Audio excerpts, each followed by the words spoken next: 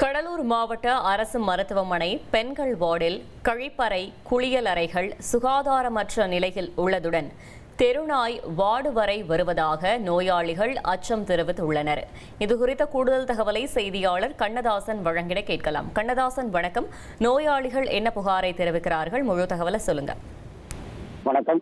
சிதம்பரம் அடுத்த அண்ணாமலை நகரில் உள்ளது கடலூர் மாவட்ட அரசு மருத்துவக் கல்லூரி மருத்துவமனை. இந்த மருத்துவமனைக்கு வெளி நோயாளிகள், உள் நோயாளிகள் என நாள்தோறும் ஆயிரக்கணக்கான பொதுமக்கள் வந்து செல்கின்றனர். குறிப்பாக இந்த மருத்துவக் கல்லூரி மருத்துவமனையில் 100க்கும் மேற்பட்ட வார்டுகள் இருக்கும் நிலையில 1500க்கும் மேற்பட்ட படுக்கை வசதி உள்ள பெரிய மாவட்ட மருத்துவக் கல்லூரி மருத்துவமனையாக செயல்பட்டு வருகிறது.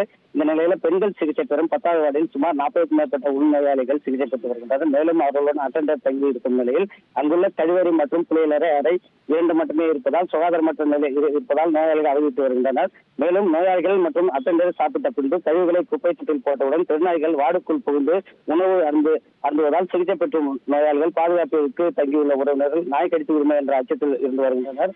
எனவே மருத்துவக் கல்லூரி நிர்வாகம் கழிவறை, குளியலறையை அவ்வப்போது சுத்தம் செய்து தர வேண்டும். அதேபோல் பொதுமக்களை அச்சுறுத்தும் வகையில் உள்ளே வரும் தெருநாய்களை வராமல் தடுக்க வேண்டும் என்ற கோரிக்கை எழுந்துள்ளது. சுகாதாரமற்ற கழிவறை மற்றும் குளியலறை காட்சிகள், நோயாளிகள் சாப்பிட்ட பின்பு குப்பை தொட்டியில் போடும் உணவு, தெருநாய் சாப்பிடும் காட்சிகளை அவர்கள் செல்போன் மூலம் எடுத்து சமூக வலைதளத்தில் வெளியிட்டுள்ளனர். தகவல்களுக்கு நன்றி கண்ணதாசன்.